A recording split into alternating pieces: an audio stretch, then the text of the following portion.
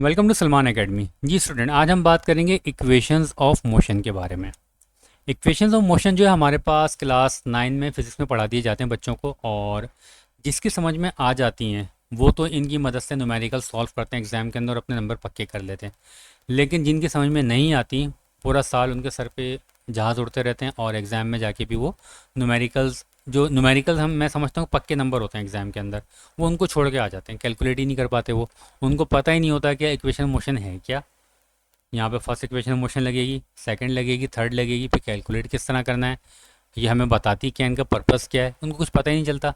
तो होपफुली आज की वीडियो देखने के बाद और इसके बाद शायद एक या दो वीडियोस और बनाऊंगा, तो इनमें मैं आपको समझा दूंगा बेसिकली इक्वेशन ऑफ मोशन है क्या, फर्स्ट इक्वेशन ऑफ मोशन कहाँ पे अप्लाई करेंगे, सेकंड कहाँ अप्लाई करेंगे, थर्ड कहाँ पे अप्लाई करेंगे। इन तमाम बातों के जवाब इन 2 से 3 वीडियोस में आपको मिल जाएंगे, और होपफुली ये वीडियोस देखने के बाद आप न्यूमेरिकल्स करने के काबिल हो जाओगे और एग्ज़ाम में अपने नंबर पक्के कर लोगे। देखो, बच्चे कोई भी टॉपिक्स जब समझते हैं ना, यूट्यूब पे आते हैं, उनको किसी बच्चे को अगर अभी समझ में नहीं आ रहा कि इक्वेशन ऑफ मोशन क्या है, उसने ये मेरी वीडियो देख ली अभी, लेकिन वो बहुत बड़ी गलती करेगा। क्या गलती करेगा? वो गलती ये करेगा कि अगर उसको वेलोसिटी का कॉन्सेप्ट नहीं पता, उसको एक्सेलरेशन का कॉन्सेप्ट नहीं पता, यूनिफॉर्म एक्सेलरेशन कॉन्सेप्ट नहीं पता, या ग्रेविटेशनल एक्सेलरेशन कॉन्सेप्ट नहीं पता, तो भाई उसको इक्वेशन ऑफ मोशन समझ में नहीं आएंगी। पता ही नहीं चलेगा कि मैंने अप्लाई कौन सी इक्वेशन कहाँ पे करनी है, इसका पर्पस क्या है। तो मैं आपसे रिक्वेस्ट यही करूँगा, ये बेसिक से कॉन्सेप्ट हैं और हर वीडियो के अंदर हर कॉन्सेप्ट डिस्कस नहीं किया जा सकता। तो इनके लिंक मैंने आज की वीडियो के डिस्क्रिप्शन में मैंने दे दिए हैं। उनको देखने के बाद, उनको समझने के बाद इस वीडियो को आप देखना, और अगर आपको ये कॉन्सेप्ट पता है तो आप इस वीडियो कंटिन्यू करो, अगर नहीं पता तो वो देख कर आओ, वरना अपना टाइम वेस्ट करोगे तो फ़ायदा नहीं है, देखने के बाद भी आपको समझ में नहीं आएगा, आप इसको क्लोज़ कर दो। ओके ओके जनाब। अच्छा चले, मैं आपको थोड़ा सा एक कॉन्सेप्ट का ओवरव्यू देता हूँ। मैं आपको एक ही स्लाइड के अंदर आपको समझा दूंगा, ज़्यादा डिटेल में नहीं जाऊँगा। देखिए, वेलोसिटी क्या है? Speed in a specific direction. एक कार जो है मूव कर रही है नॉर्थ की डायरेक्शन में with the speed of 5 metre per second, हम बोलेंगे कि अब इसकी स्पीड जो वेलोसिटी काउंट होगी। क्यों? क्योंकि अब इसमें डायरेक्शन ऐड हो गई है। यानी इस स्पीड के अंदर ये न्यूमेरिक वैल्यू के साथ अगर डायरेक्शन भी आप ऐड कर देते हो, किसी खास डायरेक्शन में कोई बॉडी मूव कर रही है, उसे हम कहते हैं कि वेलोसिटी है इसके अंदर। अब इसकी स्पीड नहीं कहोगे, इसकी वेलोसिटी कहोगे आप। सही। एक्सेलरेशन क्या होता है? अब यही बॉडी जो मूव कर रही है 5 मीटर पर सेकेंड की स्पीड के साथ इन स्पेसिफिक डायरेक्शन, यानी 5 मीटर पर सेकेंड की वेलोसिटी के साथ ये मूव कर रही है, 1 सेकेंड के बाद इसकी वेलोसिटी हो जाती है 6 metre per second, then velocity हो जाती है 7 मीटर पर सेकेंड। तो चेंज इन वेलोसिटी हो रहा है, तो change in velocity is called acceleration. अगर तो ये चेंज पॉजिटिव हो रहा है, तो ये यहाँ पे देखो ना, हर एक लम्हे में 1 1 का इजाफा होता जा रहा है, तो पॉजिटिव है, तो इसे हम कहेंगे ये पॉजिटिव एक्सेलरेशन है। लेकिन यही एक्सेलरेशन अगर 5 की इस वेलोसिटी थी, देन 4 हो गई, देन 3 हो गई, हर एक सेकंड के बाद एक एक का माइनस होता चला गया, तो हम कहेंगे ये नेगेटिव एक्सेलरेशन है। पॉजिटिव एक्सेलरेशन या नेगेटिव एक्सेलरेशन। नेगेटिव एक्सेलरेशन को हम रिटार्डेशन भी कहते हैं या डिग्रेडेशन भी कहते हैं। यूनिफॉर्म एक्सेलरेशन क्या होता है? ये बॉडी जो मूव कर रही थी, यहाँ पे 5 वेलोसिटी थी, 1 सेकंड के बाद 6 हो गई, देन 7 हो गई, तो चेंज जो है हर सेकंड में कितना आ रहा है? 1 1 का आ रहा है, यानी यूनिफॉर्म चेंज आ रहा है। तो वेलोसिटी में चेंज अगर यूनिफॉर्म होगा तो एक्सेलरेशन तो होगा, लेकिन वो यूनिफॉर्म एक्सेलरेशन कहलाएगा। और यही एक गाड़ी मूव कर रही है, इसकी वेलोसिटी 5 मीटर पर सेकेंड थी, 1 सेकंड के बाद जो है 5.5 मीटर पर सेकेंड हो गई, फिर 7 मीटर पर सेकेंड हो गई।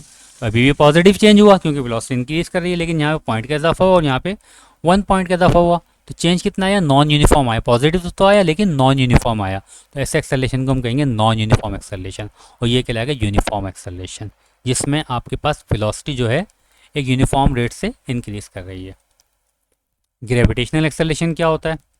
ग्रेविटेशनल एक्सेलरेशन ये होता है, जब मैं आपको ग्रेविटेशनल एक्सेलरेशन वीडियो में बनाई थी, मैंने आपसे कहा था कि आप एक हाइट पे खड़े हो, वहाँ से जब आप बॉल को छोड़ते हो तो हर लम्हे बॉल की स्पीड बढ़ती चली जाती है। 10 metre per second, 20 metre per second, 30 metre per second. ये 10 10 का इजाफा क्यों होता जा रहा है? ग्रेविटी की वजह से हो रहा है। अब ग्रेविटी है 10 का इजाफा क्यों हो रहा है, ये सारी वीडियो बातें मैं आपको ग्रेविटेशनल एक्सेलरेशन की वीडियो में बता चुका हूँ। यानी अभी मैं सिर्फ इतना बता रहा हूँ, हर सेकंड में इसकी वेलोसिटी इंक्रीज करती जा रही है। तो जब ज़मीन से टकराएगी बहुत ज़्यादा वेलोसिटी के साथ टकराएगी, तो हमसे कहेंगे ग्रेविटेशनल एक्सेलरेशन, क्योंकि ये एक्सेलरेशन स्पीड में इजाफा तो हो रहा है लेकिन ड्यू टू ग्रेविटी हो रहा है, तो समझेंगे ग्रेविटेशनल एक्सेलरेशन। और ये पॉजिटिव एक्सेलरेशन है ये, और पॉजिटिव भी है और यूनिफॉर्म भी है और ग्रेविटेशनल है। और लेकिन अगर नीचे से कोई बॉडी ऊपर जा रही हो तो वो क्या होगा, वो यूनिफॉर्म तो होगा लेकिन नेगेटिव एक्सेलरेशन होगा। हर लम्हे उसके 10 मीटर पर सेकंड की रफ्तार कम होती चली जाएगी, -10 देन -10, यानी यहाँ पे 50 है तो यहाँ पे 40 हो जाएगी, देन 30 हो जाएगी। तो यूनिफॉर्म तो है ये भी है लेकिन ये नेगेटिव है ये, और ये भी ड्यू टू ग्रेविटी है। तो ग्रेविटी एक्सेलरेशन पॉजिटिव भी हो सकता है नेगेटिव भी हो सकता है, लीनियर एक्सेलरेशन पॉजिटिव भी हो सकता है और नेगेटिव भी हो सकता है। ये सारी बातें हम ऑलरेडी वीडियोस के अंदर डिस्कस कर चुके हैं, नहीं समझ में आ रही हैं तो आप डिस्क्रिप्शन में मौजूद वीडियोस को देख लेना। अब हम आते हैं इक्वेशंस ऑफ मोशन की जाने। इक्वेशंस ऑफ मोशन जो है बेसिकली यूज़ कहाँ होती हैं, ये यूज़ होती हैं रिलेशनशिप बताने के लिए। किसका रिलेशन बताने के लिए, डिस्प्लेसमेंट का, वेलोसिटी का, एक्सेलरेशन का, टाइम का। ये तमाम डेफिनेशन हम ऑलरेडी पढ़ चुके हैं, इनका आपस में क्या रिलेशन है। लेकिन कब, जब कोई बॉडी मूव कर रही हो अंडर यूनिफॉर्म एक्सेलरेशन, एक बॉडी यूनिफॉर्म एक्सेलरेशन के साथ मूव कर रही है, यानी उसकी वेलोसिटी हर सेकंड में चेंज हो रही है, और चेंज क्या है, यूनिफॉर्मली चेंज हो रही है, यूनिफॉर्म एक्सेलरेशन के साथ मूव कर रही है। तब अगर हमने उसका डिस्प्लेसमेंट कैलकुलेट करना है, उसकी वेलोसिटी कैलकुलेट करनी है, उसका एक्सेलरेशन कैलकुलेट करना है, उसका डिस्टेंस का टाइम कैलकुलेट करना है, तब हम इन इक्वेशन ऑफ मोशन को यूज़ करेंगे। यानी इक्वेशन ऑफ मोशन को यूज़ करने के लिए दो मेन कंडीशंस हैं कि बॉडी इन मोशन हो, number 1, number 2 body uniform acceleration के साथ मूव कर रही हो, तब ये इक्वेशन ऑफ मोशन अप्लाई होंगी। अब कैसे होंगी, कब कौन सी होगी, ये हम अगली वीडियो में देखेंगे। अभी सिर्फ इनका इंट्रोडक्शन चल रहा है हमारे पास। अच्छा, अब इक्वेशन ऑफ मोशन के अंदर ये फर्स्ट इक्वेशन है, ये सेकंड कहलाती है और ये थर्ड कहलाती है। v का मतलब क्या है, v का मतलब है फाइनल वेलोसिटी, और u का मतलब क्या है, u का मतलब है इनिशियल वेलोसिटी। तो ये इक्वेशन ऑफ मोशन के अंदर फर्स्ट इक्वेशन जो है हमें final velocity, initial velocity, acceleration और टाइम, इनका रिलेशन बताती है। किस बॉडी का, जो कि यूनिफॉर्म एक्सेलरेशन के साथ मूव कर रही है। सेकेंड इक्वेशन ऑफ मोशन हमें क्या बताती है, final velocity, initial velocity, acceleration और डिस्टेंस, इनका रिलेशनशिप बताती है।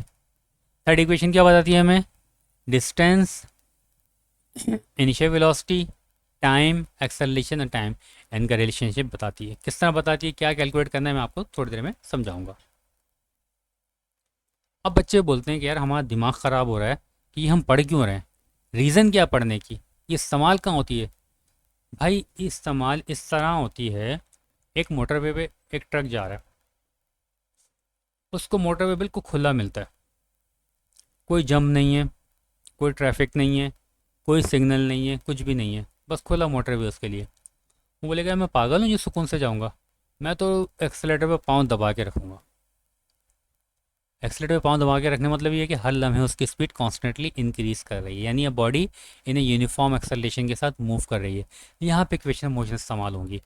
किस तरह कि भाई 5 सेकंड पहले इसकी वेलोसिटी क्या थी, 5 सेकंड के बाद इसकी वेलोसिटी क्या होगी, इसने इन 5 सेकंड में डिस्टेंस कितना कवर किया, ये 1 घंटे के बाद कितना डिस्टेंस कवर कर चुका होगा, उस या इतने डिस्टेंस में उसने कितना टाइम लिया होगा। ये सारी कैलकुलेशन यहाँ पे आप कर सकते हो। आप बोलो क्या ज़रूरत है यार कैलकुलेट ट्रक की कैलकुलेशन करने की, जो छोटे ट्रक की कैलकुलेशन ना करो, आप आ जाते हो स्पेसशिप के अंदर।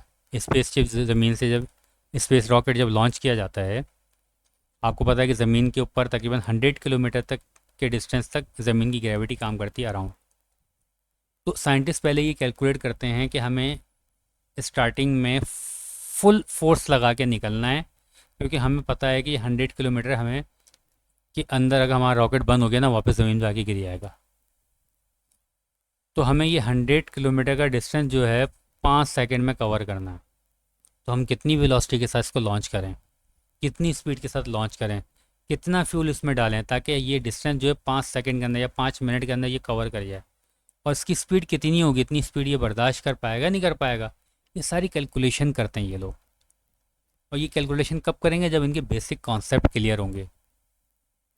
इसी तरह एक बॉडी ऊपर से नीचे गिर रही है, सपोज के लिए मिसाइल गिर रहा है, चलो ये बंदा अच्छा इसने शौकिया चलाना, अब मिसाइल की एग्जाम्पल है, मिसाइल ऊपर से गिर रहा है, कितनी देर बाद ज़मीन पे पहुंचेगा, ज़मीन पे पहुंचेगा कितनी ज़ोर से हिट करेगा, इसकी क्या फाइनल वेलोसिटी होगी, ये चीज़ें भी कैलकुलेट की जाती हैं। तो ये सारे कॉन्सेप्ट क्या हैं, फिजिक्स के बेसिक कॉन्सेप्ट हैं, उन्हीं की मदद से ये आप फिर एडवांस कॉन्सेप्ट पे काम करते हो। अब इक्वेशन ऑफ मोशन को कैलकुलेट करने के लिए हमने क्या कंडीशन करी थी, हमने कहा था कि बॉडी मूव कर रही हो, number one, number two uniform acceleration के साथ मूव कर रही हो। एक कार है, ये मूव करना स्टार्ट करती है, तो इसकी इनिशियल वेलोसिटी क्या होगी, ज़ीरो होगी, क्योंकि अभी स्टार्ट कर रही है तो स्टार्टिंग में ज़ीरो होगी। ये 7 बजे, सुबह 7 बजे चलना शुरू करती है, 7:05 पे इसकी वेलोसिटी हो जाती है 5 मीटर पर सेकेंड। 7:10 की इसकी वेलोसिटी हो जाती है 10 मीटर पर सेकेंड। 7:15 पे इसकी वेलोसिटी हो जाती है 20 मीटर पर सेकेंड। 10 से चलो 15 metre per second uniform acceleration लेकर आते हैं इसके अंदर। तो इसने कितना डिस्टेंस कैलकुलेट किया, यहाँ से लेके यहाँ तक का कितना डिस्टेंस कैलकुलेट किया। अगर आप यहाँ से लेके यहाँ तक का डिस्टेंस कैलकुलेट करने जाओगे तो आप इसको इनिशियल वेलोसिटी काउंट करोगे 0 और फाइनल वेलोसिटी आप काउंट करोगे 10 मीटर पर सेकेंड। लेकिन अगर आप डिस्टेंस यहाँ से लेके यहाँ तक कैलकुलेट करने जाओगे तो इनिशियल वेलोसिटी आप 0 काउंट करोगे, फाइनल वेलोसिटी आप काउंट करोगे 5 मीटर पर सेकेंड। लेकिन आप बोलोगे नहीं यार मैंने डिस्टेंस यहाँ से लेके यहाँ तक कैलकुलेट करना है, तो इनिशियल वेलोसिटी आप क्या काउंट करोगे, आप काउंट करोगे 5 मीटर पर सेकेंड, और फाइनल वेलोसिटी आप क्या काउंट करोगे, वो काउंट करोगे आप 10 मीटर पर सेकेंड। यानी जिस इंटरवल को आप स्टडी करोगे इन इक्वेशंस की मदद से, तो आप देखोगे उस इंटरवल के शुरू में क्या वेलोसिटी थी और फाइनल में क्या वेलोसिटी है, तो उस वो इनिशियल वेलोसिटी कहलाएगी और फाइनल वेलोसिटी कहलाएगी, और उसका डिस्टेंस आप कैलकुलेट करो। यानी अब आप ये इंटरवल लेके आप कैलकुलेट करोगे तो ये डिस्टेंस आएगा, और अगर इनिशियल वेलोसिटी 0 रख के और फाइनल वेलोसिटी 10 रख के कैलकुलेट करोगे तो यहाँ से लेके यहाँ तक का ये डिस्टेंस आएगा। तो जब हम न्यूमेरिकल करेंगे तो हमें इस बात का ख्याल रखना है कि हम कौन सा इंटरवल का पार्ट ले रहे हैं, तो उसी लिहाज से हमारे पास डिस्टेंस भी कैलकुलेट होगा, उसी लिहाज से हमारे पास टाइम भी कैलकुलेट होगा। ये बात क्लियर हो गई।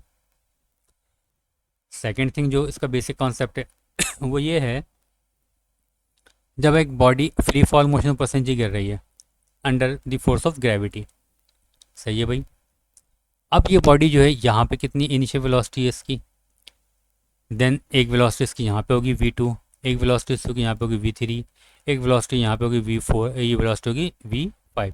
और आपको पता है v1 सबसे कम वेलोसिटी या 0 वेलोसिटी होगी है, और यहाँ पे सपोज कर लो कि 10 है, यहाँ पे 20 है, यहाँ पे 30 और यहाँ पे ये 40 है। अब आपसे सवाल करूँ कि यार ये बॉल कितनी देर में नीचे पहुँचेगी, आप बोलोगे सर आपको पूरा टाइम कैलकुलेट करना है, तो आप जो पूरा इंटरवल का कैलकुलेट, आप बोलोगे सर मुझे फिर इनिशियल वेलोसिटी में ये लूँगा, फाइनल वेलोसिटी में ये लूँगा। लेकिन मैं आपसे बोलूँगा नहीं यार ये बताओ कि बॉल जो है आधा डिस्टेंस कितनी देर में कवर करेगी, आप बोलोगे सर मैं यहाँ से यहाँ तक इंटरवल लेता हूँ, इनिशियल वेलोसिटी में 0 लूँगा और फाइनल वेलोसिटी जो है मैं आपकी 30 लूँगा मैं आपकी। आई बात ज़हन में। तो चाहे आप हॉरिजॉन्टल डिस्टेंस की बात करो चाहे आप वर्टिकल डिस्टेंस की बात करो, आप जब स्टडी करने जाओगे तो आप ये देखोगे कि मुझे कितने पोर्शन पे काम करना है। जितने पोर्शन पे काम करोगे आप उतने का ही डिस्टेंस आपको मिलेगा, उतने का ही टाइम कैलकुलेट होगा। होपफुली यहाँ तक बातें आपको समझ में आ गई होंगी, और फिर वेरी नेक्स्ट वीडियो का इंतज़ार करो जहाँ पे मैं इन बातों का इस्तेमाल करते हुए आपको कैलकुलेशन समझाऊंगा। Okay, thank you.